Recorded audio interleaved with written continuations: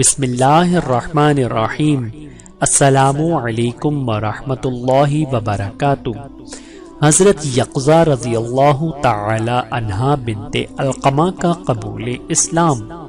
حضرت یقظہ سابقین اولین کے اس طبقے سے تعلق رکھتی ہیں جس کو بعثت نبوی کے بالکل ابتدائی زمانے میں قبول اسلام کا شرف حاصل ہوا۔ ان کے شوہر حضرت سلیط بن عمرو بھی اسی سعادت مند گروہ میں سے تھے۔ دوسری ہجرت حبشہ میں دونوں میاں بیوی نے راہ حق میں گھر بار کو خیر بات کہا اور حبش کی غریب الوطنی اختیار کر لی۔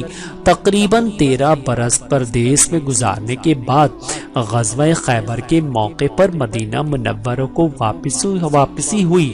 حضرت یقظہ رضی اللہ تعالی عنہا پر اللہ رب العزت کی کروڑوں رحمتیں نازل ہوں، آمین ثم آمین۔